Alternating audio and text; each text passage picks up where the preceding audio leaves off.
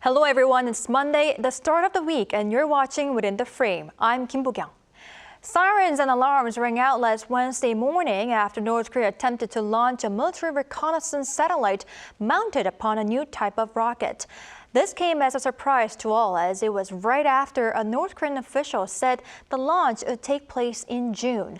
The rocket failed to reach orbit, however, and crashed into the Red Sea due to technical problems. Pyongyang immediately vowed a second launch as soon as possible. In response to a UNSC meeting and the IMO's adoption of a resolution, North Korea responded yet more aggressively, saying it would no longer inform the IMO of future rocket launches.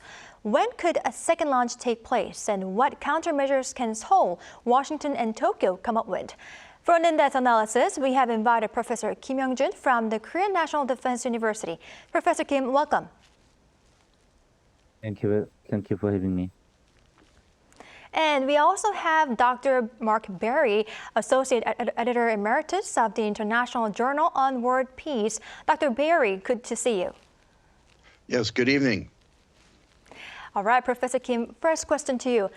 Lee Byung-chul, the second highest officer in the North Korean Army, said the satellite would be launched in June. However, it was fired on the last day of May. Was this announcement an error, or was it intentional?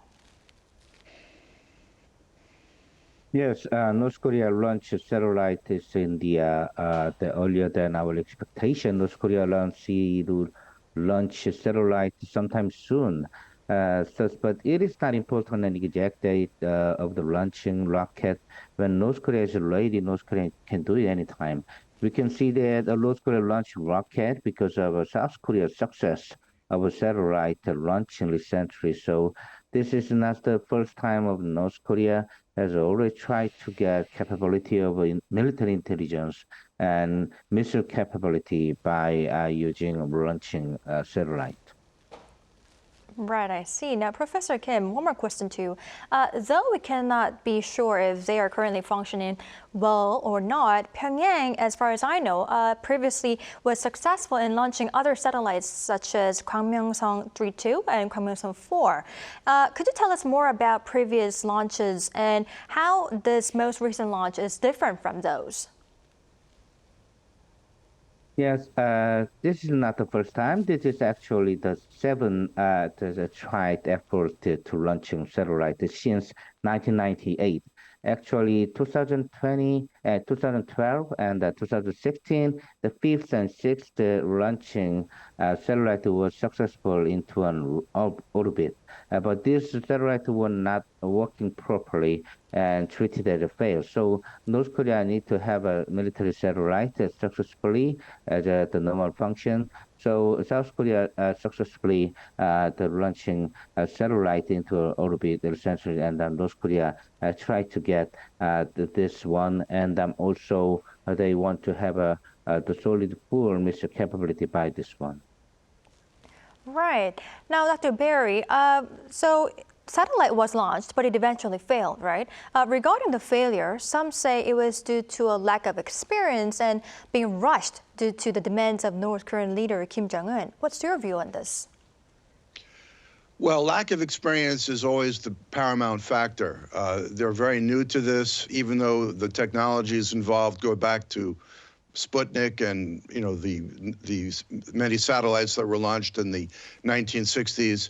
But they learn little by little. Whether they can do another launch in the next few weeks, we'll see. My guess is they're going to make every effort to do one by the armistice anniversary, July 27th, which is significant for the United States. And this would be North Korea's way of saying, well, look, guys, this is what we can do. How are you going to respond to that? I do want to note that former NATO commander Wesley Clark said a few days ago on TV that he felt that the main reason for the launch actually was to put some distance between North Korea and its dependence on China and on Russia, that the secondary audience was South Korea, Japan, and the U.S. Furthermore, as to the cause of the failure, although it certainly could have been just lack of experience, he also conjectured that he felt that there was the possibility of what he called foreign interference in the launch.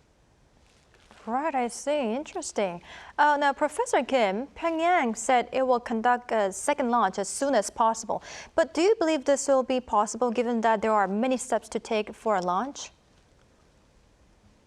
Yes, we can guess North Korea failed to the rocket satellite because of an engine problem or fuel problem. So we don't know exactly, but North Korea will conduct the second launch when it's ready. So now it's a rock U.S. intelligence. The recognized North Korea has prepared for the second test of launching satellites because of a rainfall of July. North Korea never conducted the rocket test during this July, and it looks like North Korea will try to do it during this June because of like Dr. Berry said about the July anniversary of the ending of Korean War. So this June looks like more a possibility for North Korea to launching second test when it's ready. Right, high possibility the second launch is going to take place in June. Now, Dr. Berry, North Korea announced its failure right away and even released rare photos of the botched spy satellite through the state-run Korean Central News Agency. Why such a quick admission? And in contrast to that, Pyongyang is not letting its own people, as far as I know about the failure. Why? Well, they did run a brief story with a very obscure headline in KCNA. So they did announce it, but they're not promoting it. But I think they did it more for, as you point out, international consumption. But my feeling is that this is because they're showcasing it as a satellite launch with observational capabilities that could have military applications. This is different than the other missile launches, including some of the launches that they didn't want to publicize, which were failures that were launched from Sunan Airport near Pyongyang. But my feeling is that they're being somewhat candid, but at the same time, they're threatening that the next launch may not have any warning at all. And this, could be much more concerning for Japan and for nations in the South China Sea. But nonetheless, I think they're trying to have a modicum of forthrightness, at least at minimum, for the international community. Right, I see the point. Now, Professor Kim, shifting gears a little bit here, the wreckage of the North Korean rocket crashed into the West Sea, and the South Korean military currently is continuing its operation to search for and retrieve it. Now, could you tell us how this operation is going on right now, and if the salvage operation is done successfully, what information could the debris give us? Yes, Rock Army is now try to searching for the get North Korea the failed rocket from the Yellow Sea, and if it's successful, we can get some technical information of the failed rocket, and we have a similar the experience we did Rock U.S. joint investigation in 2012 December. So if it's successful, we can get some technical information. Because this is not just satellite, this is the same technology with the ICBM, so solid fuel. So we can get some very important information how North Korea developed their missile capability level, also military intelligence satellite level. So this is important, and ROC U.S. joint investigation will try to get the failed rocket from the Yellow Sea. Right. Now, Professor Kim, regarding this salvage operation, I wonder, I think this operation is taking much longer than we previously expected. Could you briefly tell us why this is taking a little bit more than we thought? Yeah, this is a not easy investigation because of the rocket.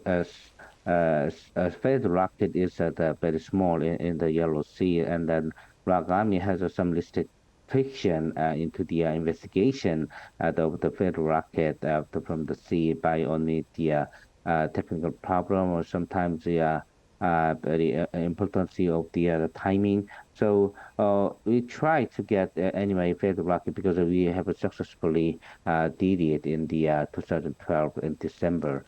So now it's getting continuously effort from the ROC and the U.S. joint investigation, and then we can do it successfully in sometime soon. Right, I hope to see that too. Now, Professor Kim, moving on to the international politics. Now, though it failed, the most recent launch triggered international condemnation, with the White House calling it a brazen violation of multiple UNSC resolutions. And to this, Kim Jong-un's sister, Kim Young-jun, said that it is irrational that North Korea alone cannot launch a satellite while others are currently doing it. Now, what made North Korea become deprived of such a right? Yeah, it looks like Kim Young-jun's argument is seems like logical, but it's not logical because North Korea already violated UN resolution, and this is a very the missile and nuclear threat to the neighboring country, including Iraq, Japan, and the U.S. as well. So launching a satellite is not just meaning launching satellite. This is about the missile capability and same technology we use, and North Korea. Nuclear and missile threat is not just first time, so they never join any negotiation at all. So all of this, the problem of North Korea doing this satellite thing. So all international community very concerned about North Korean can get the military intelligence information. So now it's the international community and including the International Maritime Organization condemn and make the some resolution in preventing another North Korean provocation. Right. Now, Dr. Barry, the UNSC meeting did take place, but it ended without any significant results because China and Russia again opposed to Washington-led calls for fresh sanctions or, statements of condemnation. Now, what's Russia and China's point of view here, and is there any way we could tackle this course of inaction? Well, that was the most, I hate to say it, pathetic UN meeting that I've seen. It wasn't even presided over by the U.S. ambassador, but by her deputy, who had more inaccuracies in his statement. I mean, I could just count them off the top of my head. It was something that I wouldn't have permitted a graduate student to put in a term paper.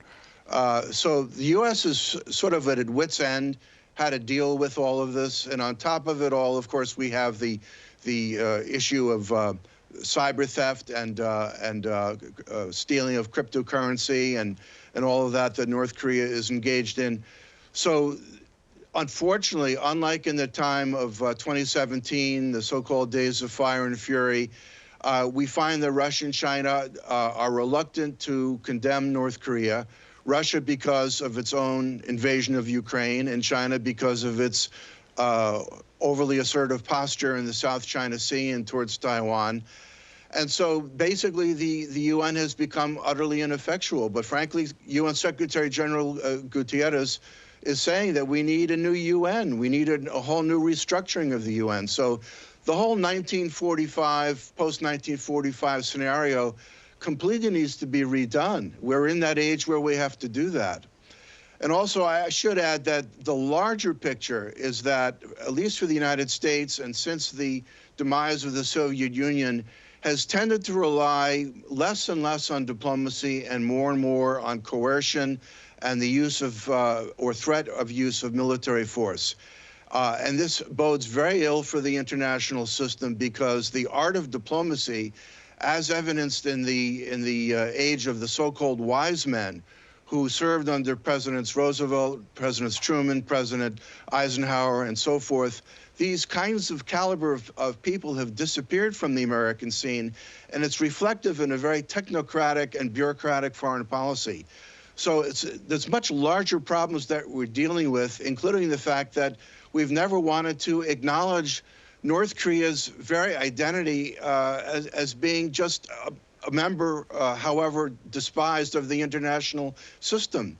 I should note that when President Trump went to Singapore to meet with Kim Jong-un, of all people, Jimmy Carter not only supported President Trump's visit, but he said, the reason I support it is because the North Koreans and Kim Jong-un need to be felt that they're human. That's a very, very transcendent kind of statement that's not easy to make in political cycles, election cycles. But frankly, I do think that's how the North Koreans see themselves. We're part of this earth. We're part of this world. And we have to find the way, we, meaning the U.S., South Korea, our allies, to somehow acknowledge North Korea as part of the international community and to be able to diffuse all of the tensions, which we're not headed in that direction right now. Right, we do need to keep that in noted. Doctor, one more question. Now that UNSC is quite paralyzed at this moment, like you said, what diplomatic effort could then Seoul, Washington, and Tokyo all together make to prevent North Korea from going ahead with the second spy satellite launch? It says it will come soon. Well, I frankly think that the time has passed, especially since I had noted when I was on the air a couple of months ago that the state visit of President Yoon was an optimal opportunity for him to suggest to President Biden that on the 70th anniversary of the Mutual Security Treaty and also of the armistice itself, it's time to be proactive. And I don't think President Biden, since he announced literally the day of President Yoon's arrival, is in a position to be proactive. But President Yoon is in a position, and frankly, even Japanese Prime Minister Kishida, who said he's willing to meet with Kim Jongun to discuss the abductees issue. And North Korea did not summarily reject the proposal, even though they said, we don't have any more abductees. On the part of President Yoon, I believe even in a clandestine, overnight way, much as President Moon did in his second meeting with Kim Jong-un, they need to meet, the two of them, in the DMZ, under the cover of darkness, with absolute press silence. And President Yoon needs to get to know his younger brother, so to speak, because it's only at that level that these tensions will be diffused. We can't depend on President Biden to do it. We can't depend on any successor to President Biden to do that. So it's really up to President Yoon and also Prime Minister Kishida, I believe, right now. I see. Doctor, this is out of pure curiosity. In that case, do you believe that the North Korean leader, Kim Jong-un, would be quite willing right now to come out to the negotiating table? Little by little, but unfortunately the experience post-Hanoi summit with President Trump was that the U.S. is not worth talking to. Its word is worthless. And unfortunately, President Biden sort of put a rubber stamp on that when he summarily withdrew U.S. troops from Afghanistan after 20 years and $2 trillion. So unfortunately, Kim Jong-un is trying to find his way in the world, and he's lost. He can't trust Russia. He can't trust China. And the least imperialistic of the four major powers, the United States, he now has lost almost any faith in that can be trusted. And unfortunately, I could kind of see why he may have a point. What is this guy going to do? And so he's really up a quandary. And we have to be understanding of his quandary and his situation, maybe even find a way to help him out. Right, I see your point, Doctor. Now, Professor Kim, lastly, in response to the IMO's adoption of a resolution condemning its satellite launch for the first time, Pyongyang said that it will no longer let the IMO know of future rocket launch plans. And it said that it will have to take measures by itself. Now, without such prior warning, would this make it hard to know what the impact point will be? I mean, how worrying is this? Yes, definitely we have some technical difficulty to know about in advance about the North Korea launching plan. But at the same time, we understand we have our own intelligence capability in recognizing North Korean launching missile or satellite or whatever. So ROC US already work together to get some information about the North Korean launching rocket or a satellite or even a missile. So now is continue to develop this kind of intelligence effort in recognizing North Korea's planning of launching rocket. Yes, Kim Young-jun already said about that there is no sharing information with the IMO, but at the same time, ROC US already work together without any kind of sharing information with North Korea. So now it's the same situation. There's no difference. Yes, we have a difficulty, but at the same time, we are ROC US already jointly working together to get some information about the North Korean launching rocket. Right, I see. Now, unfortunately, this is all the time we have for today's edition. But thank you, Professor Kim and Dr. Barry, for your insights. We really appreciate it. You're welcome. Thank you very much. All right, that's all for Within the Frame tonight. We'll be back on Wednesday with more in-depth stories. Thank you for watching and goodbye.